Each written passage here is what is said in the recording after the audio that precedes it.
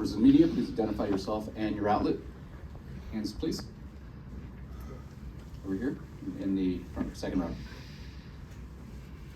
Mitchell Clay Sowers on the Gettysburg Times. You've talked in the past about measuring your progress in terms of the process and just getting better every day.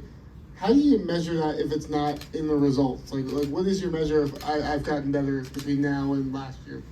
Yeah, and I think even more, not even just last year, but like your whole career, right? And when I was saying all that, I didn't want to go too long on what an opening comment, but like I've been here so many times watching, and my dad would call them ignition events and stuff, and get me pumped to want to do these things and to have fun like this. And I think that right there is the epitome of what you're not measuring your success or your development as a wrestler or a man or a human in result, in a win.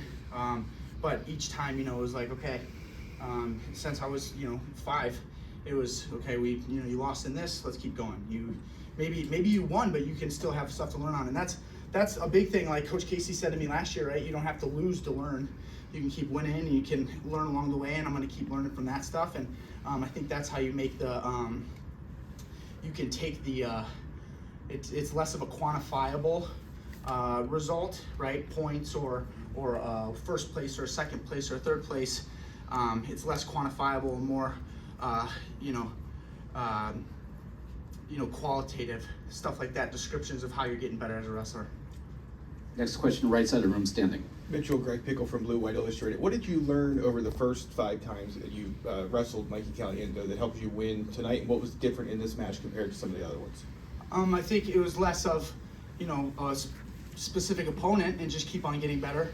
Man, it's so awesome to be able to have like those people there in your corner, like my parents and my girlfriend and my family and my siblings, and then I look over my corner and I got the best coaches in the entire world, and it's just like that's what is how I can not even make it a thing about how many times I wrestle the guys, just keep getting better and better and better and better.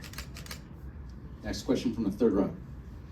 Nate Cobbler with the Center Daily Times. Mitchell, is this kind of a bittersweet moment for you after what you endured last year? Got to the finals and you lose on that heartbreaker there to David Carr? Yeah, I mean, it stinks. As it was written, right? Like, that's when I lost last year. Aaron Brooks really helped me with this. I was like, went in the back and I was like, dude, I just can't believe it. Like, sometimes you get to this.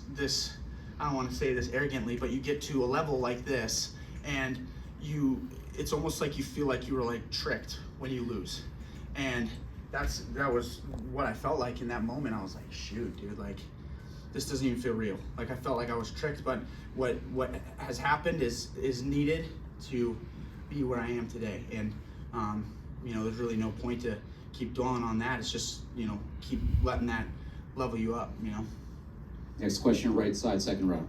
Andy Under, Lewistown Sentinel. Mitchell, you talked about how you were appreciative of Mike. You won the battle at the Big Ten Championships, and lately he has closed the gap on you. What has changed, or what has he done to close that gap? Yeah, I mean, I don't really think there's much of a point to talk about other guys and what their skills. I mean, I feel like if you have a wrestling mind or you've watched enough wrestling, you kind of can watch along those times of what he was doing, and you can see,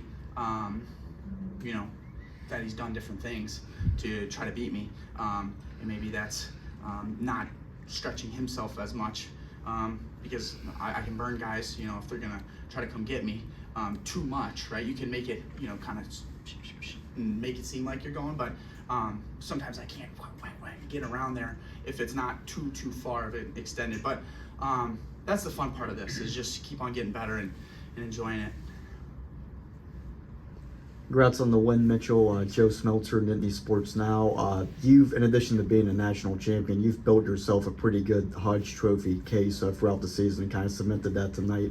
Thanks. What would it mean, you're welcome, what would it mean for you to win that honor? And obviously you have your teammate, Courage Strachey, has a pretty good case too. What would it mean to see him do it after 5 years?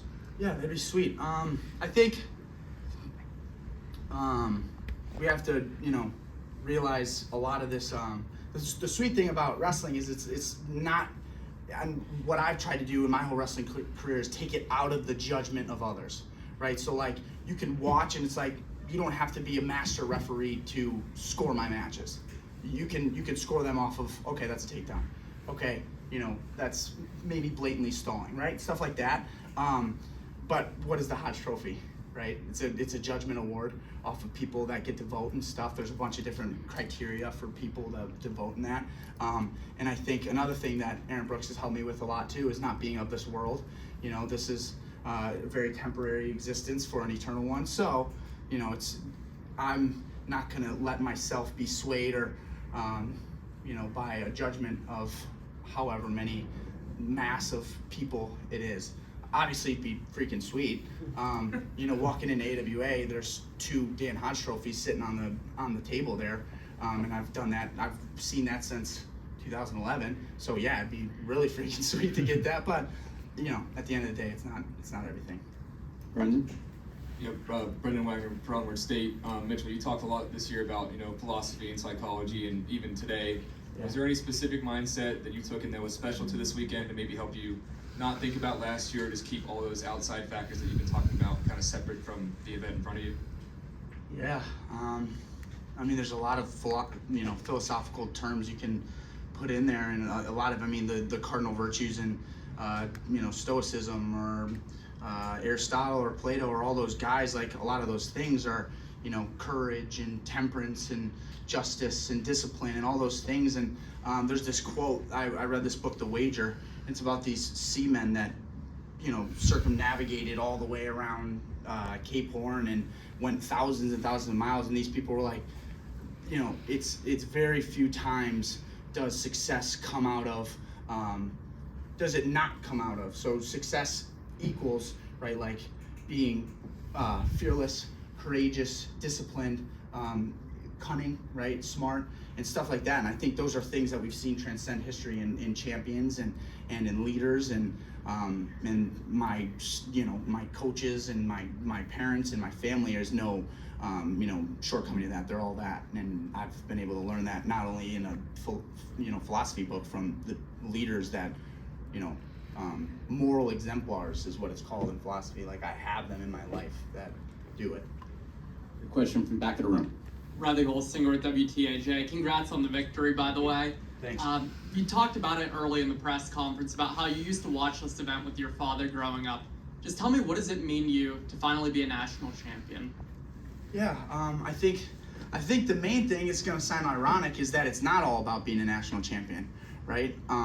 It's about your performance, and I'm so lucky to have been brought up through AWA and most importantly my dad, and then go to Penn State, and even more so it's about performance, right? Like if I wouldn't have went out there and brought it, then honestly I'd rather lose, and I'd rather bring it losing, right? So I want to, at the end of the day, people keep asking about making the sport more likable.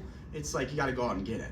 You got to have people that want to go out and get it. And maybe that's not just like, throw around and do, whimsical things, but being a savage and going to get and make it exciting, right? We're gladiators out there. You see how many people are watching it. Like people want to see people scrap, right? They want to see people fight. But if it's like a, 1-1, we're just going to stand there, that kind of makes me want to puke. I don't really want to watch that. Well, on that final note, that's Mitchell Mesenbrink of Penn State University, the 165-pound national champion for 2025. Thanks, Congratulations. guys. Thank you.